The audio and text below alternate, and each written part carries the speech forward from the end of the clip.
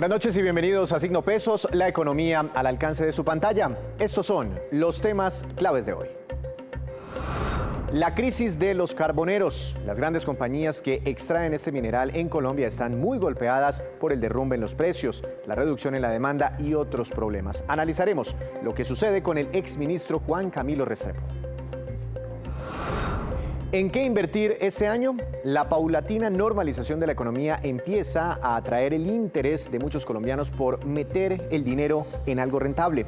Un experto de la compañía Credit Corp Capital nos explicará cuáles opciones hay y qué hay que tener en cuenta.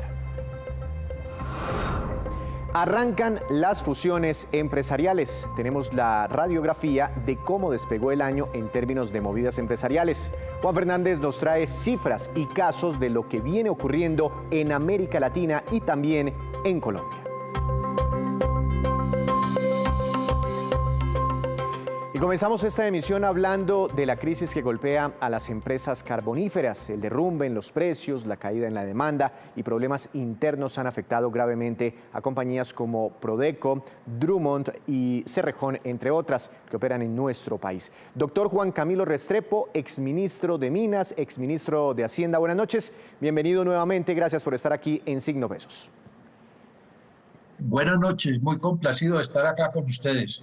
Doctor Restrepo, en los últimos 10 años hemos visto cómo el precio del carbón ha bajado desde 130 hasta 30 dólares. En los últimos días pues ha tratado de recuperarse casi a 50 dólares, pero no tiene intenciones de ir mucho más allá. ¿Por qué la crisis de ese sector? Bueno, hay un factor de precios, de caída de los precios, pero ante todo hay una caída estrepitosa de la demanda de carbón. Tanto por la pandemia como por razones ambientales, el mundo entero está dejando de consumir carbón en todos los usos que tradicionalmente ha tenido. Casi que apenas le va quedando al carbón a algunos mercados asiáticos.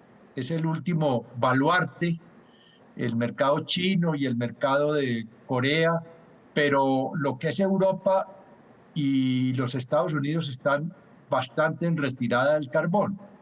Entonces, eso explica que aún un carbón de muy buena calidad térmica, como es el colombiano, esté pasando graves dificultades para colocar sus posibilidades en los mercados internacionales, teniendo además en cuenta que Colombia es un jugador grande en cuanto a reservas se refiere y a posibilidades de exportación. Tenemos mucho carbón y por lo tanto nos pega muy duro una caída en la demanda de este combustible. ¿Pero qué está pasando entre los consumidores de carbón? Por supuesto, el tema medioambiental es muy importante. ¿Y cómo están reemplazando esa energía que proviene del carbón? ¿Qué otras energías están utilizando? Bueno, ante todo hay una caída de demanda. Entonces no es que tonelada de carbón sea reemplazada por tonelada equivalente de otro combustible. Se está consumiendo menos carbón en el mundo. Hay leyes que ya están imperando o que están avanzando por la cual se le establecen gravámenes adicionales al carbón. Y el principal rival, por decirlo así, que encuentra el carbón es el gas natural para inyectarle a las plantas generadoras térmicas de energía eléctrica. Se está sustituyendo carbón por otras energías, muy especialmente el gas natural. Doctor Restrepo, una de las principales críticas que hay hacia el modelo económico colombiano es que dependemos muchísimo, nuestra economía depende mucho de las industrias extractivas. Pero ¿qué tanto peso? Pero inmediatamente cuando nos hablan de industrias de la extracción pensamos en el petróleo, pero ¿qué tanto peso tiene el carbón para los ingresos de Colombia, para los impuestos, para las regalías, el empleo para las regiones? Bueno, tiene un peso muy grande. Tiene un peso muy grande, no solo para los ingresos fiscales y para los ingresos de divisas, sino también para las regalías y para las otras compensaciones que reciben los departamentos donde están ubicadas las minas de carbón. Todo esa cuenca carbonífera que cubre el Cesar, el Magdalena y la Guajira están gravemente golpeadas por esta caída de la demanda del carbón, que además se ha visto agravada por problemas laborales muy graves. Recuérdense ustedes que la mina del Cerrejón estuvo 120 días paralizada por una huelga tremenda y, en fin, por todo lado, por que se mire, están muy afectados las economías carboníferas del país. Pensando en esas regiones, doctor Restrepo, ¿usted cree que el carbón se va a marchitar definitivamente? ¿Usted cree que Colombia no debería apostarle más a esta industria? Y si es así, pues, ¿qué hacer con esas regiones? Porque dependen muchísimo sus economías de esta industria. Bueno, ya empiezan algunas firmas carboníferas a retirarse. Ya es conocido como Prodeco anunció que iba a retornar los títulos mineros de dos de sus más importantes minas, las de Calenturitas y la de la Jagua de Virito. Las otras empresas que trabajan en el área y que sacan su carbón por el ferrocarril de Fenoco siguen operando, pero todas ellas, unas más, otras menos, han disminuido sus producciones. De manera pues que no es muy halagüeño. Ahora, es una industria muy grande, inversiones gigantescas, eso no se puede cerrar de la noche a la mañana. Las empresas que se vayan a retirar o que anuncien su deseo de retirarse, como es Prodeco, tienen que cumplir con unas leyes. Tienen que cumplir con unas leyes que establecen que primero, antes de que se pueda protocolizar el cierre, tendrán que indemnizar a los trabajadores, compensarlos, compensar también los pasivos ambientales que tengan.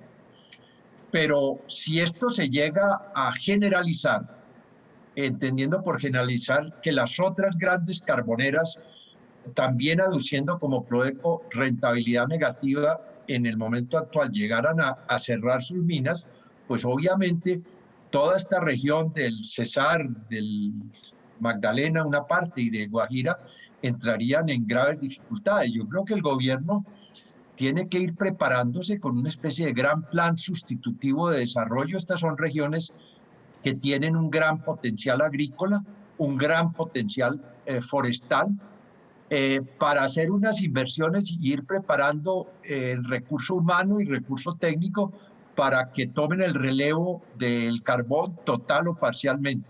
El carbón es un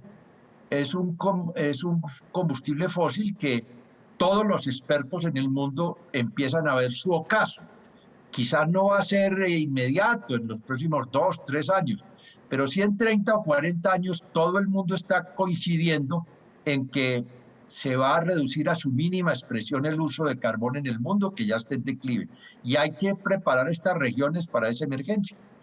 Claro, por eso la advertencia con tanta antelación. Pero, doctor Restrepo, dicen que esas zonas del país, como por ejemplo La Guajira, podrían tener un gran potencial para otro tipo de energías, como las que se producen con base en el viento, la eólica o la energía solar. ¿Qué tanta demanda están teniendo estas renovables como para reemplazarlo uno por otro, para verle potencial y apostarle en Colombia, sobre todo en esas regiones? Colombia ya está desarrollando energías no renovables, como se llama, renovables, como es la eólica del viento y la fotovoltaica. Ya se están instaurando grandes plantas y grandes facilidades en este sentido. En La Guajira hay una energía eólica relativamente importante. Por el momento, estas energías inyectan a la red nacional de transmisión la energía que producen. Pero la diversificación socioeconómica de las regiones hoy carboneras no puede ser simplemente una suma aritmética de que baja el carbón y suben las energías renovables. Tiene que desarrollarse también porque, pues pensemos nomás, es decir, Prodeco en las dos minas que va a cerrar ocupa 1.200 personas que potencialmente quedarían redundantes. Y así por el estilo, las otras empresas carboneras. Entonces, además del progreso que se haga, que se está haciendo importante, es decir, el país ha aumentado por 10 o 15 veces su capacidad de generación de energía renovable. Es indispensable, a mi entender, desarrollar más aguerridamente la agricultura y la reforestación en la cuenca carbonera, repito, del Cesar, del Magdalena y de La Guajira. No, y cuando uno mira las cifras, por ejemplo, de Cerrejón, tiene entre directos e indirectos cerca de 8.000 empleados. Está diciendo Sintracarbón que en estos momentos están intentando acuerdos de retiro voluntario con 450 personas. Entonces, el panorama es bastante complejo. Pero una última pregunta, doctor Restrepo, sobre la reforma tributaria que se viene. Y entendiendo que este sector está pasando por un mal momento, pero hay quienes dicen que se debe gravar con más impuestos esta industria. ¿Usted qué opina al respecto? No, esta industria ya no se puede gravar con más impuestos, porque fuera de la crisis en que está, que es muy profunda y que es verdadera y que es de todo el mundo, pues ponerle más impuestos sería, como dicen algunos, dispararle a una ambulancia. No, hay que hacer un desmonte gradual de la economía carbonera, compensándola con otras actividades socioeconómicas de las regiones. Pero no es a base de gravar más esta industria que ya está en declive como vamos a salvar las cosas. Doctor Restrepo, pues muy interesantes como siempre sus observaciones. Muchas gracias por estos minutos para Signo Pesos. Que tenga una feliz noche. Bueno, que estén muy bien. Pues es incierto entonces el futuro del sector carbonífero y como usted veía es importante, tiene un gran peso todavía sobre la economía colombiana. En más información, la pandemia mostró las dos caras, los dos lados de la moneda en nuestro país. A unos sectores les fue muy bien y continuaron moviendo, jalonando, impulsando la economía del país, pero en otros casos las pérdidas fueron multimillonarias. Sin embargo, todo el aparato productivo del país tiene grandes expectativas, ojalá positivas, para este 2021. En el sector automotriz, según la ANDI y FENALCO, las ventas de vehículos nuevos decrecieron más del 28% y las de motos bajaron más del 14%. Sin embargo, la lenta recuperación que está viviendo en estos momentos el país genera grandes expectativas en las ventas de 2021. Se espera que este año se vendan 220.000 unidades nuevas y que de este monto, 7.000 sean entre híbridos y eléctricos. Para ayudar a esto, vamos a pedir al gobierno una rebaja al 50% del IVA en vehículos modelo 2021 y la eliminación del impuesto al consumo del 8% por los próximos 2 años. Por su parte, una encuesta realizada a más de 5.700 empresas en todo el país, afiliadas a 21 cámaras de comercio, revela que a febrero de 2021 el 46.3% de las empresas opera con total normalidad, pero el 49.4% lo hace de forma parcial o no ha podido retornar a su total capacidad, mientras que el 4.3% está totalmente paralizado. Bogotá es la ciudad que tiene mayor cantidad de empresas totalmente cerradas. Desde esa perspectiva, lo que nosotros anticipamos que va a suceder, por ejemplo, este viernes es una cifra complicada en materia de desempleo para el mes de enero, con ocasión de una etapa prolongada de cuarentenas que se adicionaron en el mes de enero y algunos días de febrero. Pese a esto, el optimismo de las empresas en el país es alto y las expectativas están puestas en la vacunación. Hay un gran optimismo en Barranquilla y en el departamento del Atlántico. El 46% de los empresarios dijo que espera aumentos en sus ventas en el primer semestre del 2021, solamente el 10% cree que esas ventas van a disminuir. Un poco más de la mitad de las empresas encuestadas espera que las ventas mejoren este primer semestre en más del 20% comparado con el mismo periodo del año pasado. Hacemos una breve pausa, nuestra primera pausa, pero cuando regresemos espere cómo evolucionó la confianza tanto de los comerciantes como de los industriales en el primer mes de este año. Ya regresamos. A medida que la economía se va normalizando, se va recuperando y que muchas familias van encontrando salidas, también va aumentando el interés por buscar ciertas inversiones, ojalá rentables, porque hay personas que mantienen sus excedentes. Para analizar cuáles opciones hay y qué se debe tener en cuenta a la hora de meter el dinero en alguna inversión y todas las opciones que existen, saludo al doctor Juan Camilo Rojas. Él es vicepresidente de Estrategia de Inversiones de Credit Corp Capital. Doctor Rojas, buenas noches. ¿Cómo ha estado? Bienvenido a Signo Pesos. Buenas noches, Víctor, ¿cómo están? Doctor Rojas, cuando yo hablo así con los analistas del mercado y les pregunto, bueno, ¿cuál es el momento para invertir? Dicen, mire, el mejor momento para invertir es cuando todo el mundo esté asustado, paniqueado, cuando el mundo se está derrumbando, usted tranquilo, es el momento para comprar porque las cosas caen a precio de huevo. Y eso ocurrió en marzo y en abril del año pasado, las cosas se desvalorizaron demasiado. Después de la recuperación, ¿todavía hay oportunidades de inversión?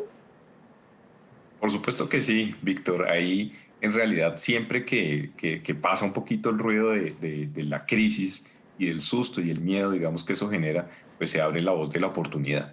Entonces, ahí en la voz de la oportunidad siempre habrá activos que muestren precios relativos baratos, digamos, entre comillas, y precios atractivos para invertir. Entonces, a pesar de que, como le menciona, el año pasado tal vez era el mejor momento tratando de encontrar los mínimos precios posibles de los activos que pudieran generar mayores rentabilidades, pues todavía hay oportunidades en realidad y todavía se pueden encontrar activos atractivos que puedan generar unas rentabilidades futuras buenas para nuestros portafolios de inversión. Cuando llegan personas a su firma, por ejemplo, con 10 millones de pesos y ustedes hacen el perfilamiento, ¿no? Que llaman para saber en qué meter la plata, si en inversiones de alto riesgo, de riesgo moderado o bajo riesgo, ¿qué ven ustedes en la gente? Esto es para que para que los que nos están viendo lo tengan en cuenta a la hora de hacer inversiones. Con 10 millones de pesos, ¿qué debo tener en cuenta en mi vida y sobre las cosas para saber en qué meter esa plata? Pues lo primero que tengo que tener en cuenta es que efectivamente esa plata que estoy dispuesto a invertir sea unos excesos de liquidez, no sea un dinero que yo efectivamente voy a necesitar en el corto plazo o con el que debo hacer mis gastos diarios. Si es un dinero así, evidentemente no debería pensar en unas inversiones o en inversiones de demasiado largo plazo porque voy a hacer uso de ese dinero pronto. Entonces, eso es lo primero que hay que tener en consideración. Después, ya nosotros entramos a perfilar qué tanto riesgo admite una persona, o sea, qué tanto una persona está dispuesta a invertir en activos que sean volátiles, o sea, que cambien de precio demasiado rápido y no necesariamente siempre al alza o siempre a la baja, sino que tengan altas y bajas, pero que sean muy rápidas en el tiempo. Entiendo. Otras personas dicen, eso de la bolsa o de las inversiones o de los dólares o de los fondos de inversión colectiva, que ya vamos a entrar a detallar, eso es para gente con mucha plata. Yo tengo 2, 3, 4 millones de pesos y prefieren dejarlo debajo del colchón, que la verdad al final del día es la peor inversión. O bueno, no se está haciendo nada con la plata porque está perdiendo su valor en el tiempo. ¿A partir de qué momento uno puede invertir? En realidad, uno puede entrar a invertir desde $1 millón. Incluso hay aplicaciones que son totalmente legales y que desde luego están vigiladas, con las cuales uno hasta con 100,000 pesos en realidad puede entrar a invertir en fondos de inversión colectiva. Entonces ahí lo que hay que tener en cuenta es un poquito perderle el miedo a las inversiones, tratar de entrar al mundo de las inversiones y ver que no es imposible. En realidad, como usted menciona, tener el dinero debajo del colchón pues me genera unos costos digamos en el tiempo que reducen el precio o la capacidad, digamos, de poder adquisitivo que tiene ese dinero en el tiempo. Entonces no vale la pena en realidad dinero que a mí me sobre o que no vaya a necesitar en el corto plazo para hacer mis gastos corrientes, tenerlo simplemente durmiendo debajo del colchón. Bueno, ahora sí, mercado por mercado, activo por activo. Tengo 1 millón de pesos. ¿Aguanta invertir en dólares en este momento? ¿Hay potencial de valorización? Nosotros estamos estimando en este momento que el dólar va a caer de precio, entonces tal vez no sería el mejor momento para invertir en dólares. Creemos que en el año se va a dar un momento nuevamente para invertir en dólares cuando estemos alrededor de precios de 3,400 pesos por dólar. Ahí tal vez sería una muy buena opción para invertir en dólares, teniendo en cuenta que después, hacia el final del año, estamos esperando nuevamente un repunte que nos lleve por encima de los 3,500. Pero por ahora, mantener esa inversión bajo la mirada, pero todavía no para tomar decisión de inversión. Como dicen ustedes, si cae a 3,400 se configura una oportunidad de compra en dólar. Bueno, tengo 1 millón de pesos, acciones, ¿hay posibilidades en Colombia? ¿Potencial de valorización? ¿Cuáles empresas son atractivas? En Colombia hay posibilidades. De hecho, tuvimos un comienzo del año que fue un poquito negativo para el mercado y eso abrió aún más las oportunidades en el mercado local. Nosotros creemos que con la recuperación de la economía se abren bastantes oportunidades en activos como la renta variable, las acciones. Y en este caso nosotros estamos prefiriendo sectores como el sector de la construcción, como el sector financiero, y en el sector financiero estamos prefiriendo acciones como las del Grupo Aval, las de Bancolombia, digamos que nos hacen mucho sentido dentro de nuestro portafolio, y en el sector de construcción, en general, digamos, creemos que el sector como un todo puede repuntar, dado que es uno de los favoritos cuando se vienen épocas de recuperación económica. ¿Qué es un fondo de inversión colectiva y qué oportunidades de rentabilidad existen? Bueno, un fondo de inversión colectiva es cuando muchas personas deciden, entre comillas, porque no se ponen de acuerdo, pero deciden como asociarse o invertir en una opción de inversión que les ofrece una casa de bolsa o un banco de inversión como el nuestro. Entonces, como yo no tengo el dinero suficiente, digamos, por ejemplo, ahora que estábamos hablando de 1 millón de pesos, con 1 millón de pesos me queda muy difícil acceder directamente a ciertos mercados como los mercados internacionales o incluso los mercados locales. Entonces yo lo que hago es, como no, el 1 millón de pesos no me alcanza para tener una gran diversificación en activos, pues lo que hago es ahorrar en una bolsa, que esa bolsa tiene un propósito. Esa bolsa es el fondo de inversión colectiva y el propósito o el objetivo de ese fondo de inversión colectiva lo da la casa de bolsa. Entonces, en este caso, nosotros tenemos fondos de inversión colectiva que van desde el mercado de renta variable, renta fija y renta fija no solamente en los bonos del gobierno, sino en los bonos de las empresas, en activos internacionales, en las bolsas del mundo, en bonos internacionales también, que van en mercados emergentes, mercados desarrollados, que digamos con bajos montos de dinero sería difícil acceder, pero cuando varias personas con esos montos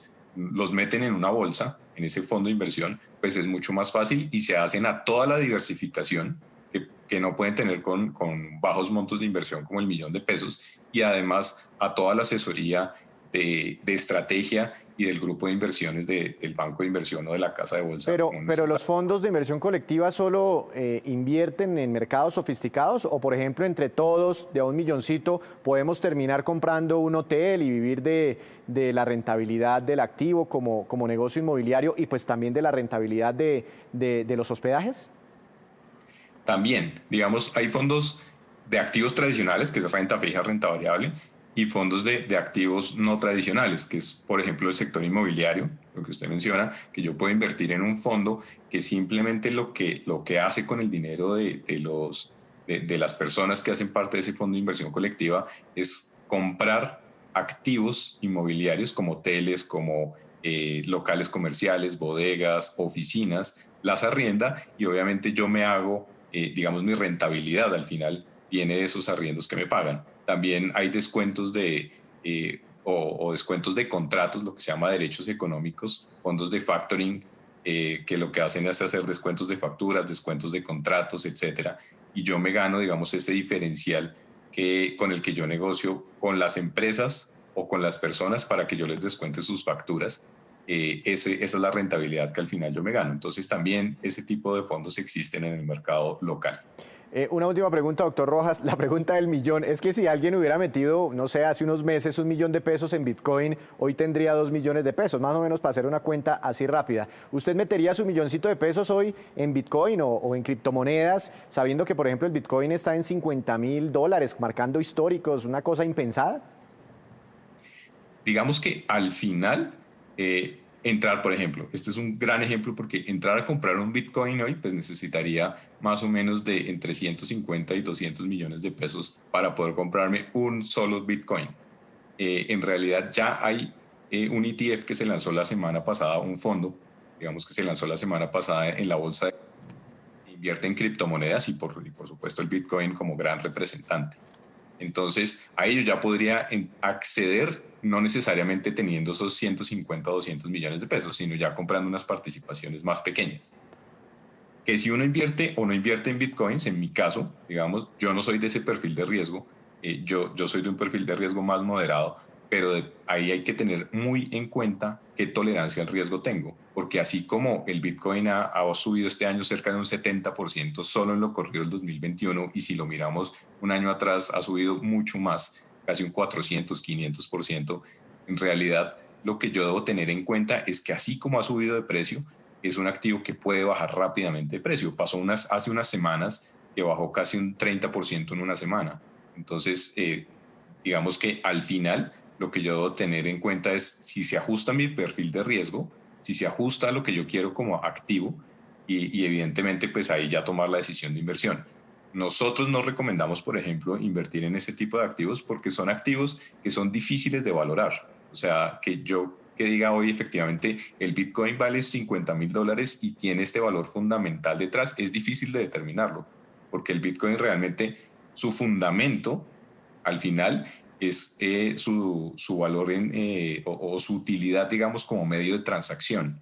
Entonces eso ha venido ganando porque pues ya Amazon, por ejemplo, lo acepta, Alibaba desde el principio, Tesla hace un par de semanas dijo que lo aceptaba como medio de pago, y no solo eso, sino que dentro de su portafolio de inversiones decidió invertir en Bitcoins. Entonces eso le da valor y le da confianza, pero en realidad, digamos, si algún día aparecieran otras criptomonedas y lograran la relevancia que tiene el Bitcoin, seguramente su precio justo no sería este, sino pudiera ser algo más bajo. Claro. Entonces, al final, como es difícil de valorar, pues digamos, es para gente que realmente, digamos, sea amante del riesgo y que no le preocupen las tenga nervios de acero. Y mientras que el centro comercial usted sí lo puede valorar, puede ir y contar los locales, etcétera, etcétera, etcétera. Pues doctor Rojas, muy interesantes sus recomendaciones. Seguiremos hablando. Que tenga una feliz noche.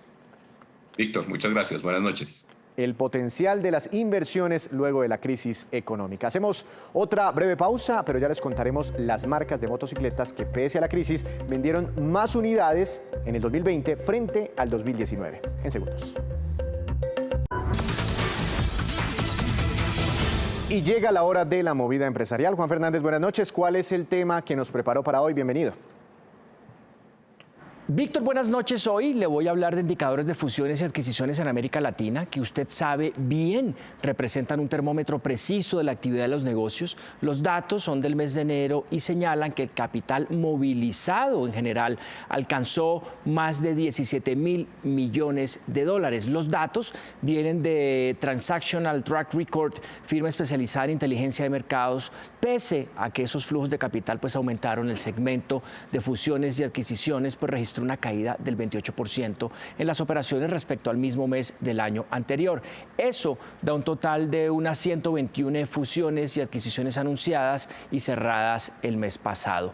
Ahí, en esa medición, Brasil lideró el ranking de países más activos en la región, con un aumento del 372% en el capital movilizado, con unos 10.500 millones de dólares y un total de 68 operaciones. Juan, y dentro de ese informe, ¿qué papel está jugando Colombia? Víctor, precisamente por eso le hablo de este informe, porque Colombia se ubica en el segundo puesto con unos 645 millones de dólares. Eso significó un aumento interanual del 457%, pero solo se concretaron 13 operaciones en el país durante el mes del año anterior. Negocio importante también el mes anterior, por ejemplo, la compra del fondo Innoval del 49% de 2 centros comerciales de Parque Arauco en el país por unos 160 millones de dólares. Después en este listado sigue Chile con unos 620 millones de dólares en esas fusiones y adquisiciones. México, cuarto lugar, con 102 millones de dólares apenas. Y un dato final, el negocio más destacado de la región en enero fue la adquisición del BVA Paraguay por parte del banco GNB Paraguay, que pertenece al grupo bancario colombiano del mismo nombre, por un total de 250 millones de dólares. Y esta, pues es, Víctor, la movida de hoy sobre fusiones y adquisiciones en América Latina, donde Colombia ocupó una buena posición el mes pasado. Gracias, Juan. Lo esperamos mañana con más movidas empresariales. Ahora vamos con estos que son los indicadores económicos que usted debe conocer antes de irse a dormir. Tasa representativa del mercado para mañana, 3.578 pesos con 29 centavos. Cayó el dólar, 12 pesos con 8 centavos. El petróleo de referencia Brent sigue subiendo sin parar. Hoy escaló 2,81%. Se ubicó en $67 con 21 centavos por barril. Precio prepandemia. El café, precio interno en nuestro país, cayó y quedó en promedio para mañana a 1.188.000 pesos por carga. El índice Colcap de la Bolsa de Valores de Colombia subió 1,14%. La acción más valorizada fue la de ISA, con una ganancia de 4,33%, y la acción que más cayó fue la del Banco de Bogotá, con un retroceso de 2,34%. Y antes de despedirnos, los dejo con el siguiente dato. El año pasado se vendieron unas 518.000 motocicletas nuevas en Colombia. Eso significó una caída del 14,3% frente al 2019, afectado el sector por la pandemia. Sin embargo, varias marcas se destacaron porque, a pesar de la crisis por el coronavirus, el año pasado vendieron muchas más motocicletas que en el 2019.